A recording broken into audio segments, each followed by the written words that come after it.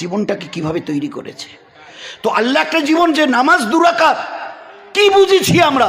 2 রাকাত নামাজ পড়তে গিয়ে 13টা ভিতরে বাইরে ফরজকে ঠিক রাখতে হবে। একটা ফরজ, শুধু একটা ফরজ, কি? শরীরকে পাক রাখতে হবে। এ মানুষটা দুনিয়াতে কোথাও জুলুম করবে, অন্যায় করবে, ধোকা দেবে, বেঈমানি করবে, বাটপাড়ি করবে, বলুন না, সুদ খাবে, ঘুষ খাবে, বলুন। যে আমি যদি শুধু একটা জায়গায় একটা ফরজকে যদি আমি ঠিক রাখতে না পারি, আমার এই ইবাদত কেন, বাকি ইবাদত আমার এক লোকমার জন্য 40 দিন, 40 days। This is not a matter of joke, this is not a matter of joke. এটা সামান্য জিনিস নয়, শুধু 2 রাকাত নামাজকে সই করবার জন্যে। ফের 2 রাকাত নামাজকে তৈরি করে একবার হাত উঠাও, কুল কায়নাতকে আল্লাহ হেলিয়ে দেবে। সালাম ফেরার পরে হাত উঠাও, ফের দেখো আল্লাহ তোমাকে দিয়ে কি করিয়ে দেয়। আল্লাহ দেখিয়ে দিয়েছে, আল্লাহ দেখিয়ে দিয়েছেন, শুনিয়ে দেননি, আল্লাহ দেখিয়ে দিয়েছেন, দেখিয়ে দিয়েছেন। ওই নামাজ কাজ আমরা কতটা বুঝেছি? আমরা, আমাদের মা বোনেরা, ওলামায়ে কেরাম বলেন, হুজুর আকরাম সাল্লাল্লাহু আলাইহি ওয়াসাল্লাম দুনিয়া থেকে চলে যাচ্ছেন, মা আয়েশার কোলে তার মাথা, মা আয়েশা রাদিয়াল্লাহু আনহার কোলে তার মাথা, মাথা মোবারক হুজুর মা আয়েশার কোলের। তো হুজুর সাল্লাল্লাহু আলাইহি কিছু কথা বলার পরে ফের আস্তে আস্তে কথাগুলোর ভলিউমটা কমে গেল, ঠোঁট নড়ছে। মা আয়েশা বলছে, আমি কি, নিশ্চয়ই আল্লাহর নবী কিছু বলছেন। তো আমি আমার কানটাকে নবীজির মুখের কাছে নিয়ে গেলাম, মুখ মোবারকের কাছে, যাতে কথাগুলো আমি শুনতে পারি। তো ওই অবস্থায় যখন আমি আমার কানকে নবীজির মুখের কাছে নিয়ে গেছি, দেখি ওই অবস্থায় ফিস ফিস করে বলছে। তখন আজরাইল দাঁড়িয়ে হাত বাড়িয়ে দিয়েছেন, এবারে রূপ। আর তার আগের কেচ্ছাটা আরো বড় মর্মান্তিক, আরো বড় মর্মান্তিক। যে উম্মত আজ নবীজিকে ভুলে গেছি, মৌতের ওই সময় আজরাইলকে চোখে দেখেও তিনি আমাদের ভোলেননি। আজরাইল আলাইহিস সালাম হাত বাড়িয়েছে, হুজুর আকরাম সাল্লাল্লাহু আলাইহি ওয়াসাল্লামের রূহ মুবারককে বার করবে। যখন একটু হাত বাড়িয়ে এইভাবে এই রকম করেছে, বুঝতে পারছে মৌতের কষ্ট কাকে বলে। বলছে, এই আজরাইল, আমার একটা কথা, বাস একটা কথা। তো এই, হ্যাঁ বলুন। বলছে, এই আজরাইল, এই রূহকে বার করতে গিয়ে যে কষ্টগুলো হবে, আর तमाम কায়নাতের আমার উম্মতের রূহ তুমি বার করবে, আর পুরুষ এবং মেয়ে ছেলে আমার উম্মত উম্মতিয়া এদের রূহ বার করতে গিয়ে ওদের যে কষ্টটা হবে, যত কষ্ট তারা পাবে, সমস্ত কষ্ট আমার উপরে চাপিয়ে দাও, আমার উপরে সমস্ত কষ্ট চাপিয়ে দাও, আর আমার উম্মতকে তুমি রেহাই করে দিও। রূহ যখন বার করবে তারা যেন আর কোনো কষ্ট না পায়, সমস্ত কষ্ট আমার উপরে মুসাল্লাত করো। কত বড় দয়ার নবী, মৌতের ওই টাইমেও আমাকে স্মরণ করেছে। আমি তাকে আজকের স্মরণে রাখতে পারিনি, ভুলে গেছি, ভুলে গেছি, ভুলে গেছি। তো এই অবস্থায় মা আয়েশা রাদিয়াল্লাহু আনহা বলছেন, আমি আমার কানকে হুজুরের, তো দেখি ফিস ফিস করে 2টো কথা বলছে, 2টো। ওই ইয়া রফিক আলা বলার আগে, এ আমার দোস্ত আমি যাচ্ছি, তার আগে ওই শেষ কথা 2টো আমি শুনেছি। একটা হচ্ছে নামাজ, একটা হচ্ছে গোলাম। এ আমার উম্মত, এ আমার উম্মত, ইয়া আমি দুনিয়ার থেকে চলে যাচ্ছি, তোমাদের জন্য রেখে যাচ্ছি, নামাজকে কখনো ছাড়িও না, নামাজকে কখনো ছাড়িও না, নামাজকে কখনো ছাড়িও না। নবীজির জীবনের বিদায়ের শেষ কথা, এ আমার উম্মত, আমি চলে গেলাম, তোমাদের জন্য রেখে গেলাম, এ নামাজকে কখনো ভুলিও না, এ নামাজকে কখনো ছাড়িও না। আজ উম্মতের অবস্থা, সমস্ত আমালের খবর, হজ, যাকাত, তাসবিহ, তেলাওয়াত, দান, খয়রাত, আখলাক ওগেরা, সমস্ত আমালের খবর আল্লাহ জিবরাইলকে দিয়ে পাঠিয়েছেন, শুধু একটা আমাল বাদ দিয়ে। আল্লাহ পাক যখন ইরাদা করেছেন আমি আমার হাবিবের উম্মতকে নামাজ দেব, তখন জিবরাইলকে ডেকে বলেছে, একটা আমাল আমি আমার নবীকে তার উম্মতের কাছে পৌঁছাবার জন্য ইরাদা করেছি, দেব। এ জিবরাইল, সমস্ত খবর তুমি নিয়ে যেতে পারো, কিন্তু এ খবরটা তোমাকে দিয়ে পাঠানো মুনাসিব ঠিক হবে না, এটা তুমি নিয়ে যেতে পারবে না। আমার নবীকে আসমানে আমার কাছে, 7 আসমানের উপরে আমার কাছে নিয়ে আসো, একটা আমাল। সমস্ত আমালকে জিবরাইলকে দিয়ে, মুসলমানের জীবনের সমস্ত আমালকে জিবরাইলকে দিয়ে আল্লাহ পাঠিয়েছেন, এক্সেপ্ট সালাত, শুধু নামাজ বাদ দিয়ে। জিবরাইল, যাও আমার নবীকে আসমানে আমার কাছে পৌঁছাও, আমি নিজে হাতে তাকে দেব, একটি আমাল, এই নামাজ। ওলামায়ে কেরাম বলছেন, স্বামী স্ত্রী মিলেছেন বলে হ্যাঁ, শরীর বলে নাপাক। এই অবস্থায় পানি তালাশ করছে দুজনে মিলে। পানি খুঁজতে খুঁজতে দেখে আর 3-4 মিনিট, 2-3 মিনিট দেরি করলে নামাজ কাজা হয়ে যাবে। শরীয়ত বলছে ওই অবস্থায় জমিন থেকে একটা মাটির শুকনো ঢেলা তোলো, তায়াম্মুম করে নাও, আর ওই অবস্থায় নামাজে দাঁড়াও, কবুল আল্লাহ করে নেবে, কিন্তু কাজা করার হুকুম নেই। পেশাব পায়খানা করেছে, পানি তালাশ করছে, পানি তালাশ করছে, কুলুক নিয়েছে, পানি খুঁজছে, পাক হতে হবে। পেশাব পায়খানা পুরুষ হোক মেয়ে ছেলে হোক, করতে করতে দেখে আর একদম নামাজের শেষ সময় এসে গেছে, 2-3 মিনিট। আর যদি আর একটু দেরি করে পানি খুঁজতে গিয়ে তো নামাজ কাজা হবে। শরীয়তের হুকুম, ওলামায়ে হযরত ওলামায়ে কেরাম কি বলছেন? শরীয়তের হুকুম ওই অবস্থায় জমিন থেকে একটা মাটির ঢেলা তুলে নাও, তায়াম্মুম করে আল্লাহর ভয়ে ভীত হয়ে নামাজে দাঁড়াও, আল্লাহ কবুল করে নেবে। খবরদার কাজার কথা মনে আনিও না।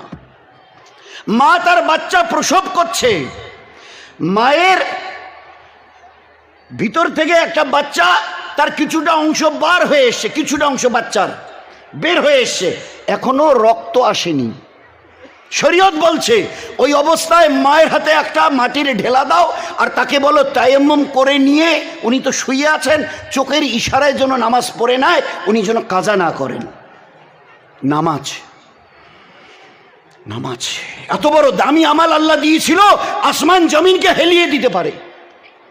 আমার আপনার 2 রাকাত নামাজ।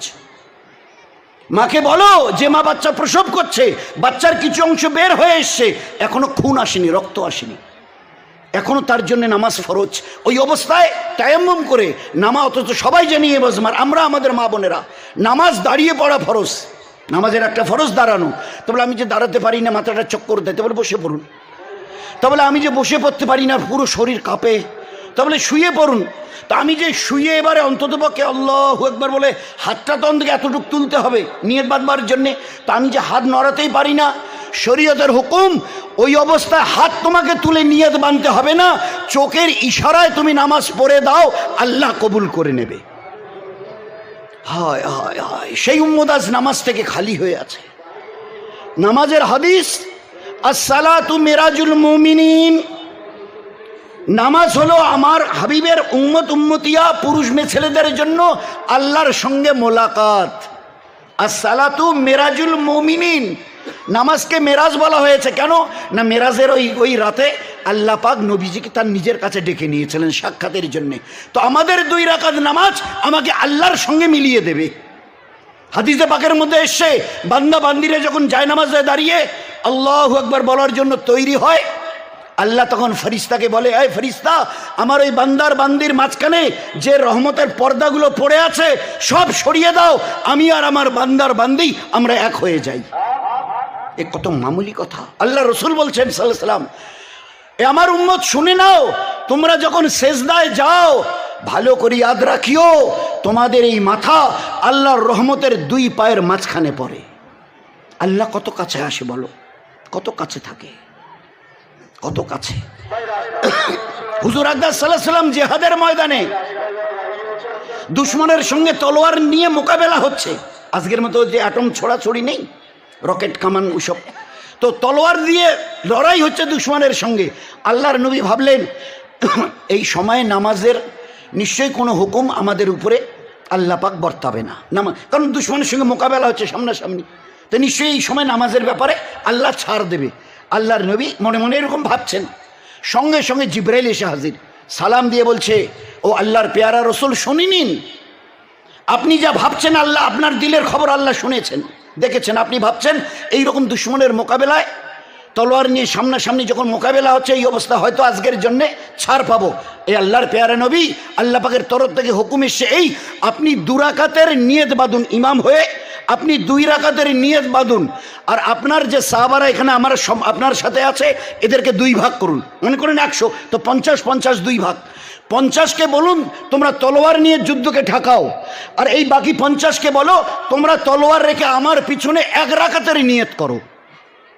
1 রাকাত পুরো করার পরে যখন আমি 2য় রাকাতে উঠবো, তোমরা তাড়াতাড়ি গিয়ে তলোয়ার তুলে ধরবে, আর বাকি যে 50 জন রয়ে গেল ওরা এসে আমার পিছনে, বাকি ওরা 1 রাকাত পড়বে, কিন্তু মাপ নেই।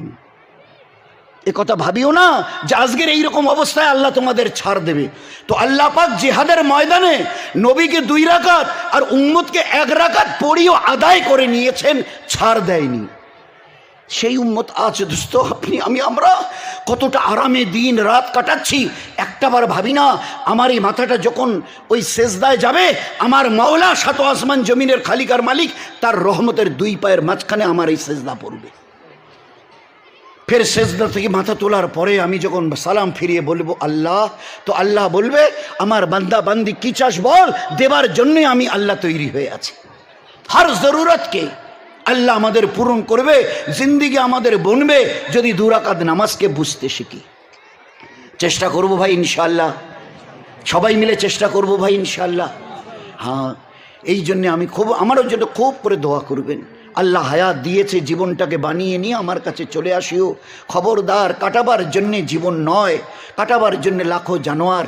আর যদি একটু আল্লাহ পাকের কটা দিন আর দুনিয়ার স্বপ্নের মতো কেটে যাবে, আজকের যদি একটু ফরমা বরদারি করে দুনিয়ার থেকে আল্লাহর হুকুম মেনে চলে যাই, গোটা দুনিয়াকে আল্লাহ আমাদের গোলাম বানিয়ে দেবে।